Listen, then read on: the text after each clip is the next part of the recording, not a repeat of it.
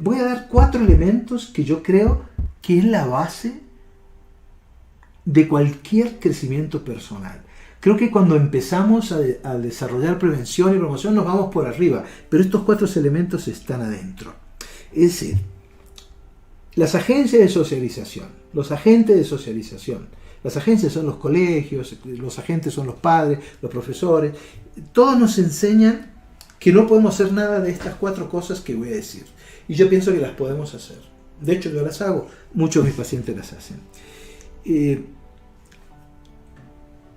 Esa educación genera en nosotros, primero, esa educación sesgada, ese adoctrinamiento genera en nosotros un bajo autoconocimiento. ¿Por qué? Porque nos dicen, no te preocupes demasiado de ti mismo, no te ocupes demasiado de tu persona, porque eso te va a llevar a ser un individualista, eso va a llevar a que tú seas un egoísta salvaje. Entonces, la observación natural, que es mirarse a uno mismo, te la bloquean. Te la bloquean y te llevan a mirar hacia afuera. La mirada está afuera. El mundo está afuera.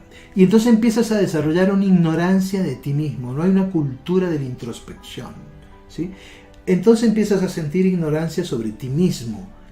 Entonces lo que podría ser, no hablo solamente de mindfulness o de meditación, hablo de que lo que podría ser una reconstrucción interior, preocuparte por tu autorrealización, por la confianza en ti mismo, por la autodeterminación o la autonomía personal, por la autoeficacia, por todos los autos que quieras, no puedes hacerlo, porque no tenés acceso a tu interior. Esta primera parte es una parte de bloqueo. Entonces, ignorante de uno mismo. ¿Qué hay que hacer? Un giro. Hay que hacer un giro de 180 grados y empezar a mirarse uno mismo y darle tanta importancia a lo que te pasa adentro como a lo que le pasa afuera. Esa es la primera transgresión que vas a hacer, ¿sí? El segundo elemento es una obediencia ciega. Tienes que obedecer a determinados modelos de autoridad. No me refiero al Estado o a las leyes, sino a modelos de autoridad psicológico, ¿sí? A personas que saben mucho, a personas ejemplares. Ellos saben qué es lo que tenés que hacer, entonces le tenés que rendir pleitesía a esas personas. En tu vida puede haber muchas, el tipo que sabe mucho, el tipo que moralmente es un ejemplo, pero rendir pleitesía a las personas porque son más importantes que vos, eso implica que vos no estás, que te estás ubicando en una jerarquía inadecuada. Es decir, nadie es más importante que vos. Al menos sos tan importante como los demás. Pero ese estatus que adquieren esas personas hace que tú, sin darte cuenta, te doblegues frente a ellas, ¿sí? Entonces te doblegan. Y te doblegan para que tú le digas sí a estas personas y a lo que ellos enseñan. Y eso, si se te mete un personaje de estos a la cabeza, vas a tener que pedir permiso hasta para respirar, ¿sí? No digo que no haya que tener respeto, claro, hay que tener respeto a las personas que saben, pero el respeto no es sometimiento, la admiración no es sojuzgarte, venerar no es lo mismo que admirar, ¿de acuerdo? Esas personas te tienen que servir para inspirarte, pero para que vos desarrolles a través de esa inspiración tu propio potencial, tu propia creatividad, ¿sí? Pero si no haces eso, lo que vas a terminar es siendo un simple imitador. A mí me enseñaron que no había que desobedecer. Pues yo te propongo, en este segundo punto, una desobediencia responsable. ¿Y por qué digo responsable? Porque sirve para, está a favor de tu crecimiento personal y el crecimiento personal de otro, va a favor de los derechos humanos y no responde ni a la violencia ni a una pataleta, sino a que tenés que desobedecer ciertas cosas. Vean, yo estaba en el bachillerato, estaba en 5º año de bachillerato, estaba en una escuela técnica y la materia más difícil era el dibujo técnico, que en esa época había un tablero con una regla T y uno tenía que hacer un montón de cosas raras. Y teníamos un profesor que era insoportable, que era una autoridad destructiva, no una autoridad constructiva. Este señor nos ponía apodos a todos. Al tipo que era flaco le decía Fideo. Al tipo que que no era blanco, que era una persona de color, le decía oscuridad, ¿sí? A mí me decía anteojito, porque yo tenía unas gafas que eran como 2 culos de botella. Entonces siempre decía, a ver vos, Fideo, a ver qué nos llamaba. Entonces, anteojito, párese. Y yo me paré. Yo no sé qué me pasó ahí, porque a veces cuando la indignación ocurre, hay algo tan biológico, tan primitivo que te lleva a defender tus derechos y a decir no. Es la indignación que dije antes. Yo no sé qué me pasó, con la voz temblorosa, que me temblaban hasta las gafas, el todo. Yo le dije, mi nombre es Walter. Se hizo un silencio total en el salón, éramos muchos. Y el profesor me dijo, ¿qué decís? ¿Qué decís? Y me empezó a apuntar con la regla T, ¿no? Y yo repetí, también con la voz temblorosa, mi nombre es Walter. Pero me haces el favor, miren la mentalidad del tipo, ¿no? Me haces el favor y me respetás. ¿Cómo te atreves a decirme eso? Como si yo hubiese estado violando un derecho de él, era mi derecho. Es que yo quiero que me llamen por mi nombre, no me gusta que me pongan apodos. Entonces, por más que tenía miedo, había algo interior que me llevaba a desobedecer esa norma que se había instaurado en ese grupo. Entonces, se acaba la clase aquí, se van todos al recreo, pero vos te quedás, me señaló a mí. Y yo me tuve que aguantar 20 minutos de cantaleta. Finalmente en un papelito me puso, mira, tú tienes un problema de carácter, me dijo. Entonces te tienes que tomar tal tranquilizante que lo venden sin receta. Me hizo una receta y me fui. Bueno, nunca más me llamó anteojito, pero tampoco me dijo Walter. Me señalaba, a ver vos, parate, ¿no? Y en los pasillos todo el mundo comentaba del italiano que había sido capaz de enfrentar a este monstruo que tenía, era un ogro, que tenía una autoridad porque representaba al colegio, a la estructura del colegio, y el colegio era el que mandaba. Entonces, ¿a cuántas cosas obedecemos? ¿Por qué tengo que obedecer a las cosas que me han puesto dentro? ¿Sí? Entonces yo no estoy diciendo que haya que hacer una insubordinación política, no, estoy hablando de una insubordinación psicológica. No voy a obedecer a aquellos preceptos que me dañan a mí o dañan a otros. Obviamente no es políticamente correcto esto, ¿no? Un tercer elemento.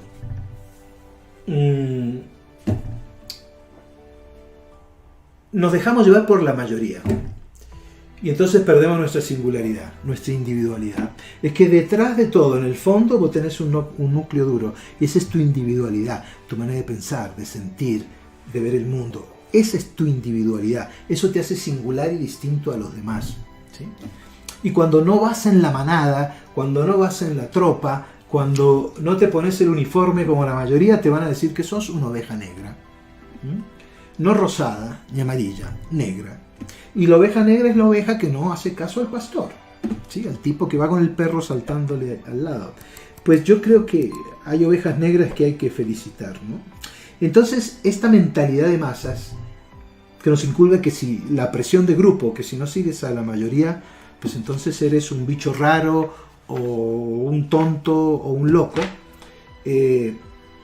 hace que accedamos a cosas que no queremos acceder. Hay una cantidad de experimentos sociales en internet que lo pueden ver sobre cómo seguimos a la presión de grupo. Hay uno que me llamó mucho la atención, es una sala de espera y son todos actores menos una persona. Entonces de pronto están en la sala de espera y suena un timbre, ¡pip! Entonces se paran todos y esta mujer que estaba ahí, que no sabía nada, ve que todos se paran. A la segunda vez ve que todos se paran. A la tercera vez que todos se paran, ella también se para. Y empieza pip, y se empieza a parar ella cada vez que tocan el pito. Entonces, ¿qué hicieron? Hicieron que cada uno de los actores se fuera y ella se quedó sola. Siguió tocando el pito, pip, y él se paraba. Ya había incorporado eso. Y después empiezan a entrar personas que no son actores, que son reales. Entra un señor, se sienta al lado de ella, tocan el pito, pip, y él se para. El señor la mira como diciendo, esta vieja está loca. Y ella vuelve y se para, pip, y ella dice, aquí es así, todos nos tenemos que parar. Y el señor después, pip, el señor también se para. Y así van entrando uno a uno, se llena la sala de espera, con todas personas que no son actores, y cada vez que toca el pito, todos se paran. Y si vos vas y le preguntás a un tipo esto por qué se está parando, no tiene idea. Es porque lo hacen los demás. ¿De acuerdo? Esta idea del uniforme, de ser todos parecidos, lo fomenta mucho Facebook. ¿Sí? Yo creo que las redes son importantes, pero hay que entrar con un espíritu crítico. Facebook fomenta lo igual. De hecho, cuando te ponen el pulgar para arriba, si no sos una persona abierta, lo aceptás como un similar, como un igual. Cuando te ponen el dedo para abajo, lo quitas. Y entonces vas haciendo tu propio grupo de iguales. ¿Sí? Entonces eso fomenta que no haya discusión, que no haya debate, que no haya la oposición que debería haber a tus ideas. ¿Sí? Es distinto que si te insultan. Si te insultan, obviamente lo tenés que sacar. Pero una persona puede pensar distinto de vos. Entonces lo diferente se va excluyendo a través, por ejemplo, de Facebook, pero hay otras muchas formas, ¿no? Se va excluyendo y terminamos en una zona de confort, por decirlo así, donde solamente estamos con nuestros iguales. Entonces cada uno refuerza al otro. Entonces la crítica, ¿dónde está? No es una época precisamente donde se fomente al otro, al distinto. Es una época donde queremos estar con la ley del mínimo esfuerzo, con personas que piensan igual que nosotros. Entonces, la estrategia para defenderse de esto, de la masificación que se ve en el consumismo, que se ve en la moda y en muchas otras cosas que no me da el tiempo, es a través del pensamiento crítico, de ser una persona que consume de manera crítica. Entonces vean, en el primer caso nos bloquean la mirada interior. En el segundo caso nos doblegan, porque tenemos que obedecer ciegamente a determinadas personas o a lo que ellas representan. Y Martin Luther King decía, es para que se te monten tienes que estar agachado, tienes que estar con la espalda agachada, si no, no se te puede montar. Así que hay que enderezarse. Entonces me doblegan, me bloquean, me doblegan, y en este tercer punto es me arrastran. Fíjense en que estos tres elementos por ahora son determinantes para poder desarrollarme como ser humano. Si no manejo estas tres cosas, estoy absolutamente perdiendo conciencia de mí mismo. Soy un robot vestido, no soy una persona que piensa, que se autodirige. ¿Sí? Y el otro punto, el último de esta secuencia de 4 elementos básicos que no nos dejan crecer, ¿sí? Es que en nuestra cultura y en muchas otras se fomenta el conformismo y la resistencia al cambio. Si tú quieres cambiar, si tú quieres innovar, si tú quieres preguntar por qué las cosas son así y por qué las repetimos. Nuestra cultura no te dice que el cambio es bueno. Lo que se opone al conformismo es el inconformismo y es mal visto. Pero si tú revisas cualquier libro de terapia cognitiva, te va a decir que la autorrealización y la autoactualización tiene que ver precisamente con el inconformismo. Es decir, con cosas que no te gustan, que vos no estás de acuerdo y ni siquiera sabes por qué las haces. Miren, este relato explica lo que quiero decir. El gato sagrado. Cuando cada tarde se sentaba el maestro Zen para las prácticas del culto, siempre andaba por allí el gato del monasterio distrayendo a los fieles. De manera que ordenó que se atara el gato en cada culto, que se realizaba por la tarde, para que no molestara más. Esto se hizo regularmente hasta que el maestro falleció años más tarde. Sin embargo, el gato continuó siendo atado durante la sesión de meditación. Y cuando a la larga el gato murió, otro gato fue traído al monasterio para poder atarlo en el culto vespertino. Siglos más tarde, eruditos descendientes del maestro Zen escribieron sesudos tratados acerca del importante papel que desempeña el gato para la práctica de la meditación. ¿Qué tal? ¿Eh? ¿Cuántas veces hacemos normas que no tenemos la menor idea de por qué son? Y pueden ser tan irracionales como esto. ¿Qué nos impide el cambio? Pues muchas cosas. Pero yo creo que lo más fuerte es la zona de confort, ¿no? Es que creamos cada uno una zona donde más vale lo regular conocido que bueno por conocer, donde estamos cómodos, ¿sí? Pero una comodidad que no nos hace avanzar, donde todo es predecible, ¿no? Donde no hay riesgo, ¿sí? Pero José Ingenieros, que es un filósofo argentino, escribía en El hombre mediocre que el hombre es como él decía hombre y mujer, por supuesto, en esa época se decía hombre, que el ser humano es como un barrilete, que si tiene oposición se levanta y vuela, pero si no tiene oposición se cae. Es decir, el cambio implica molestia. Entonces por eso hay que desarrollar una filosofía del esfuerzo, una filosofía de la audacia y el experimentalismo, y una filosofía de la exploración. Pero fíjense entonces, lo que he dicho hasta ahora. La mente está llena de información sucia. Y hay 4 elementos de esa información sucia que son básicos, que si tú los tienes eres como un carro con el freno de emergencia puesto. No puedes funcionar, no puedes ser tú mismo, no puedes ir a la velocidad que te permite tu desarrollo, tus talentos naturales, tu desarrollo personal, ¿sí? Entonces, tienes que mirar para afuera, la gente más importante que tú, tienes que obedecer, ¿sí?, a las figuras de autoridad, no puedes criticarlas, no puedes decirle no estoy de acuerdo. Tienes que seguir a la mayoría para que no seas un bicho raro y tienes que seguir la tradición, por más absurda que sea. Hay tradiciones que son bellísimas, que son hermosas, pero hay tradiciones que son tontas, o son peligrosas, o atentan contra los derechos humanos. Piensen en la tradición del matrimonio infantil, bueno, ¿sí? Y todavía hay alrededor de 70 países que castigan la homosexualidad. Hay tradiciones que no hay que seguir. Entonces esa tradición te aplasta, no te deja avanzar, porque tenés que responder a los criterios ajenos. Entonces, ¿qué propongo? Una mente empoderada, que puede mirar para donde quiera. Una mente irreverente, que no voy a rendir pleitesía a los modelos de autoridad destructivos. Una mente singularizada, soy yo, ¿sí? Por más que esté en la multitud, por más que esté en una relación interpersonal, por más que sea que me meta a la sociedad, vivir en sociedad, soy yo, único e irrepetible, ni mejor ni peor que otros. Pero esa historia personal, esa historia de aprendizaje única, mía, porque yo la procesé de una manera determinada, me hace singular y distinto. Y una mente inconformista. Estos 4 tipos de mentes forman un esquema de inmunidad.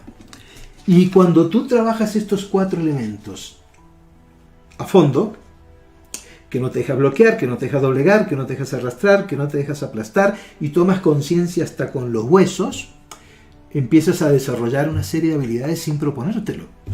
Empiezas a ser independiente, empiezas a autogobernarte, empiezas a desarrollar autorrespeto, empiezas a desarrollar una rebeldía sana. Cuando ustedes, para terminar, cuando ustedes buscan en la bibliografía de psicología cognitiva los modelos que hay de bienestar, esos modelos de bienestar son muchos, pero hay 2 que son referentes. La de una señora que se llama Raif Carol. Ella pone una serie de características y hay otros autores que se llaman Ryan y Deci, que lo deben conocer los psicólogos, también ponen otras características. ¿Saben en qué coinciden ellos 2? En las relaciones con los demás, positivas, y en la autonomía. Y cuando empiezan a investigar otros modelos de bienestar, siempre está la autonomía. Es decir, autonomía, gobierno de uno mismo. Me gobierno a mí mismo. Tengo la libertad de poder funcionar como yo quiera. No tanto la libertad exterior, sino la libertad interior. ¿Sí? Como decía Arturo Graf, si no tienes libertad interior, ¿qué otra libertad puedes tener? Cuando uno entonces empieza a volverse independiente, empieza a autodirigir su propia conducta, entonces puede tomar decisiones de fondo. y puede pasar el antivirus, que el antivirus es ese. Es el pensamiento crítico, es la desobediencia responsable, es el inconformismo, es la no ignorancia de uno mismo, el autoconocimiento de uno mismo. ¿Y eso implica qué? Implica una revolución, pero es una revolución personal, porque tú vas a ser una persona más atrevida, vas a ser una persona más arriesgada, ¿sí? Vas a ser una persona que crece, que crece. Entonces, en este tiempo que hemos hablado, hemos visto que a veces ser políticamente incorrecto es bueno, ¿no? Y ser alguien travieso también. Tu mente no procesa bien la información. Hay que aprender a pensar. Pero para poder pensar, para poder buscar el bienestar o para poder hacer cualquier cosa en la vida positiva, tienes que quitarte estos 4 lastres, estas 4 anclas que han intentado amaestrar y moldear tu mente.